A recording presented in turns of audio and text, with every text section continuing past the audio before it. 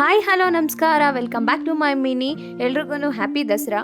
ಹಬ್ಬದ ದಿನ ಊರಿಗೆ ಹೋಗೋಣ ಅಂತ ಬಸ್ ಹತ್ತಿದ್ರೆ ಎಲ್ಲ ಸೀಟ್ಸು ಫುಲ್ ಆಗಿ ಹೋಗಿತ್ತು. ಬಟ್ ನಾನು ಮೊದಲೇ ಬುಕ್ ಮಾಡ್ಕೊಂಡಿದ್ರಿಂದ ನಂಗೆ ಸೀಟ್ ಸಿಕ್ತು.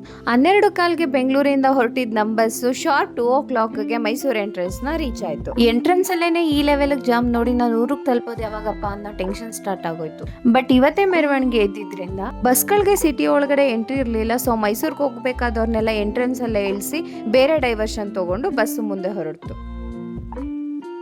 ಸ್ವಲ್ಪ ಹೊತ್ತು ಕಣ್ಮುಚ್ಚಿ ನಿದ್ದೆ ಮಾಡಿ ಕಣ್ಬಿಡೋ ಅಷ್ಟರಲ್ಲಿ ಮಳೆನೇ ನಂಗೆ ಸಿಗ್ನಲ್ ಕೊಡ್ತು ಊರ ಹತ್ರ ಬಂತು ಅಂತ. ಸ್ವಲ್ಪ ದೂರ ಮಳೆ, ಸ್ವಲ್ಪ ದೂರ ಬಿಸಿಲು, ನೋಡಕ್ಕೇನೆ ಮಜಾ ಇತ್ತು. ನೆಕ್ಸ್ಟ್ 10 minutes ಕಾಫಿ ಬ್ರೇಕ್ಗೆ ಅಂತ ಬಸ್ನ ಸೈಡ್ಗೆ ಹಾಕಿದ್ರು. ಬಟ್ ನಾನು ಟೀ ಕಾಫಿ ಲವರು ಅಲ್ಲ, ಪ್ಲಸ್ ನಮ್ಮೂರು ನಿಯರ್ ಇದ್ದಿದ್ರಿಂದ ನಾನೇನು ತಗೊಳ್ಳೋದಕ್ಕೆ ಹೋಗ್ಲಿಲ್ಲ. ಕಾಫಿ ಬ್ರೇಕ್ನ ಮುಗಿಸ್ಕೊಂಡು ಬಸ್ ಕೂಡ ಹೊರಟು. ಬಸ್ ಹೊರಟಿ 20 minutes ಅಲ್ಲೇ ನನ್ನ ಸ್ಟಾಪ್ ಕೂಡ ಬಂತು. ಅಲ್ಲಿಂದ ನಾನು ಇಳ್ಕೊಂಡು ನಮ್ಮ ಹೊಸ ಮನೆಗೆ ಟೈಲ್ ಸೆಲೆಕ್ಷನ್ ಮಾಡೋ ಕೆಲಸನೂ ಇತ್ತು.